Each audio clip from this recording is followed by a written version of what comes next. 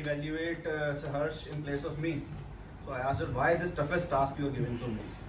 You actually need a seasoned speaker like Mohammad Katani to actually evaluate Saharsh. So brilliant speech, Saharsh, brilliant. I mean, first of all, I'll talk about the objectives. There were two objectives, that the speech should be well organized and well researched. So both the objectives were perfectly met. I'll give a brief example how.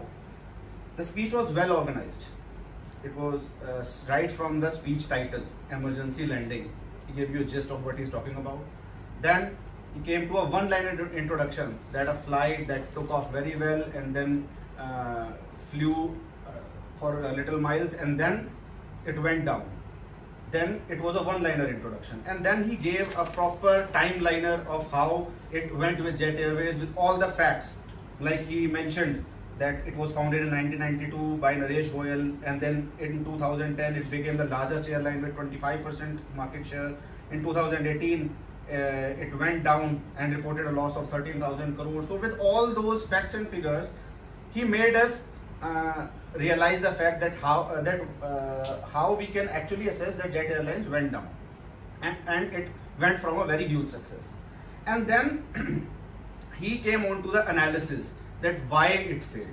First he told us what happened and then why it happened with proper analysis and facts. So it was a very well organized, and since all the facts that you mentioned in the speech, it shows that that the speech was very well researched. And if only I knew that these facts are actual or made up, I can actually assess that it was well researched or not.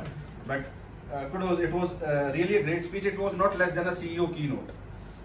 Someone who is trying to, sell you the shares of Jet Airways. So you would tell this bad things were done by the earlier management and now it is coming up. So you can actually go and buy the shares or invest in my company.